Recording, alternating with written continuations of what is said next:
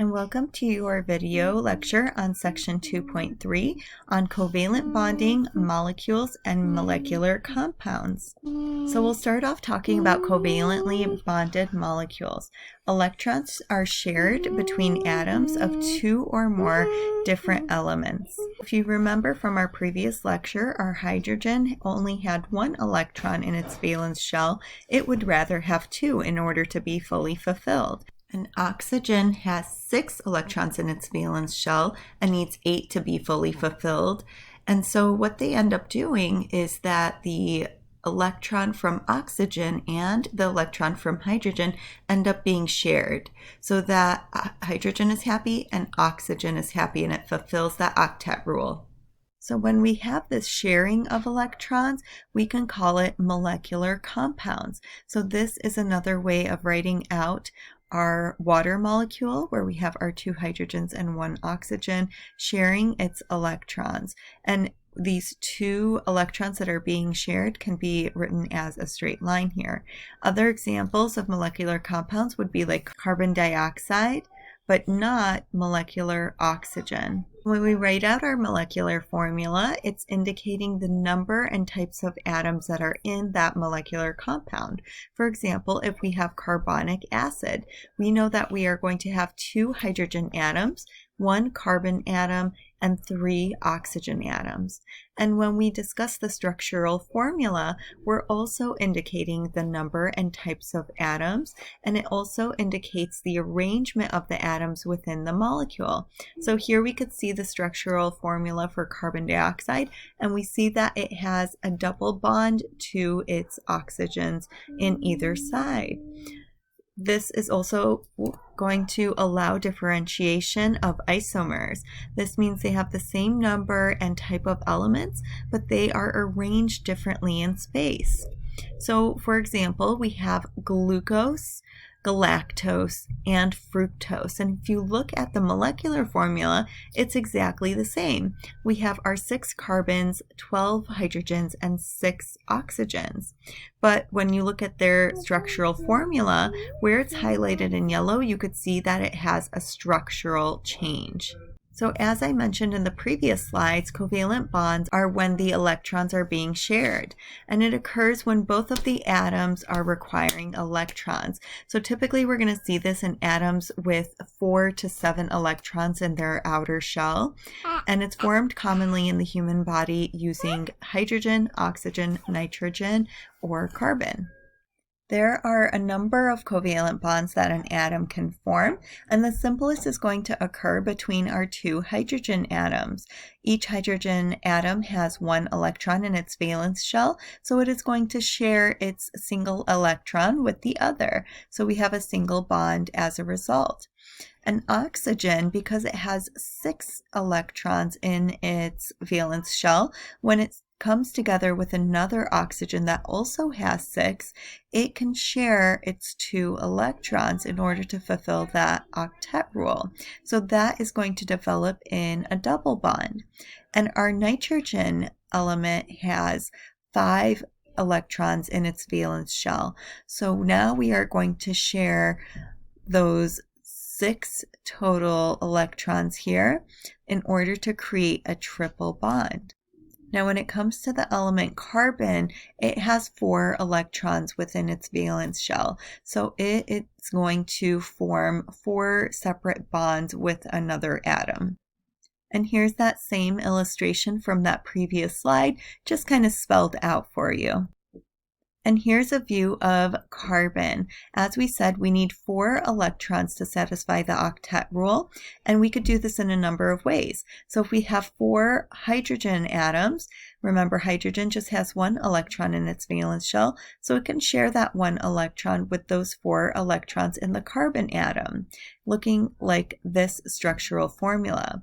If we have oxygen present, then we are going to have 2 of those electrons from the oxygen being shared with 2 of the electrons from the carbon, and 2 of the electrons from this oxygen shared with the other 2 electrons in carbon, and therefore both the oxygens and our carbon now have fulfilled that octet rule within their valence shells. And this is a little bit more of a complicated molecule than what we've been discussing thus far, but you can see how our carbon here has bonded to our hydrogen atoms. We've got 3 bonded to this carbon, so that means we have 1 more electron that needs to be shared here, and it does that with another carbon. The other 3 electrons in its valence shell are shared with a hydrogen, another hydrogen, and an oxygen. And because we've only shared 1 electron with oxygen, oxygen needs 1 more electron to fulfill the octet rule, so it shares it with with a hydrogen atom. And this is our structural formula over here. So these are our carbon skeleton formations. For carbon, the bonds are typically in straight chains. They could be in branch chains as well, or in rings. And carbon is present where lines meet at an angle. So if you are looking at this ring structure, the points here, here, here, here, here, and here are all carbons. And additional atoms that you don't see pictured here are hydrogens. So this ring is fully written out, but wherever we have a carbon, like at this point over here, we can expect 2 hydrogens to be attached there. Now let's move on to nonpolar and polar covalent bonds. First, we need to define electronegativity. This is the relative attraction of each of the atoms for electrons.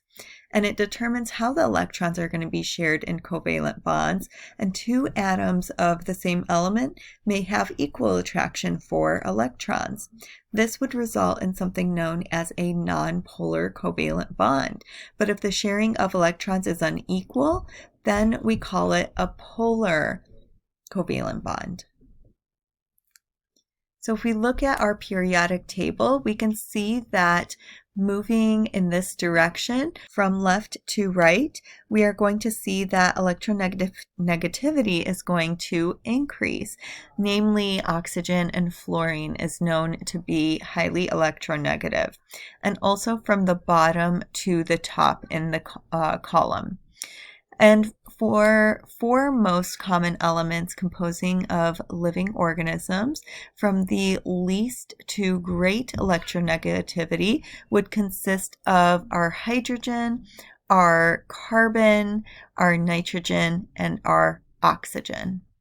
And by now we know that our electrons have a negative charge, so the more electronegative atom is going to develop a partial negative charge. So we just mentioned that oxygen is one of those atoms that are highly electronegative, and so what it does when it shares its electrons with hydrogen is this oxygen is going to want to pull those electrons closer to itself. So this oxygen atom becomes partially negative.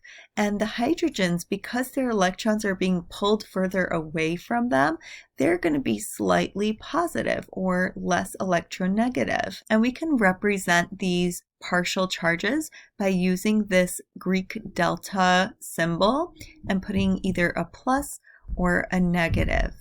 The exception to the rule of polar bond forming between 2 different atoms is carbons bonding with hydrogen. So when we have this change and partial negative charges, partial positive charges, we can say that this covalent bond is polar. When we have nonpolar molecules, we're going to contain nonpolar covalent bonds. So examples of this would be O2, or our oxygen gas, where everything is evenly distributed and the sharing of electrons is even. But like I said, when we have our polar molecules, some of those electrons are being pulled closer to our atom that has more electronegativity, such as our oxygen, rather than our hydrogen, and this is called a polar molecule. And here is an example of our nonpolar molecule that may contain polar covalent bonds. If the polar covalent bonds then cancel each other out, then it's technically a nonpolar molecule. So an example of this would be carbon dioxide. And we also have amphipathic molecules. These are molecules that have both polar and nonpolar regions. You may remember learning about this when you studied cellular molecules and that plasma membrane that's made up of phospholipids. So they are the ones with the polar heads with the nonpolar tails. Remember the fluid mosaic model where we have the phospholipids kind of pointed to each other in opposite directions. And here's a figure from your book, just giving you some more examples of nonpolar molecules, polar molecules, and an amphipathic molecule, such as a phospholipid. Our next topic are intermolecular attractions. And I just wanted to clarify the difference between an intermolecular attraction and intramolecular attraction. An intermolecular attraction or bond are going to be forces between molecules. So for example, our molecule is the hydrogen and chlorine together. So this is one molecule, here's another, and another. Whereas an intramolecular attraction or bond is going to be forces between two atoms within one molecule. So let's go back to intermolecular attractions. That is going to be a weak chemical attraction between molecules. So it's not necessarily like a covalent bond, but they're still important for the shape and the complexity of the molecule. And examples of this would be like a DNA molecule and proteins. One of the types of these intermolecular attractions are hydrogen bonding. And remember that attraction that oxygen had to hydrogen in order to kind of share that electron? Well, you could see in this molecule over here that its hydrogen is already bound to this oxygen, but there's still that attraction because hydrogen has that little bit of positivity to it, so it's attracted to the oxygen over here. We see this hydrogen bonding take place between polar molecules, and there's this attraction once again between the positive hydrogen and the partially negative atom, in this case oxygen. Again, this is weak, but collectively it is strong, and it influences how water molecules behave. Another example of an intermolecular attraction is van der Waals forces. These are non-polar molecules, and the electrons are going to orbit the nucleus briefly, but will be unevenly distributed. They induce an unequal distribution of adjacent atom of another non-polar molecule and are individually weak. And then we have our hydrophobic interactions. Our nonpolar molecules are going to be placed in a polar substance, and if it's occurring between parts of a large molecule, it is termed intramolecular attractions. I'm Raymond.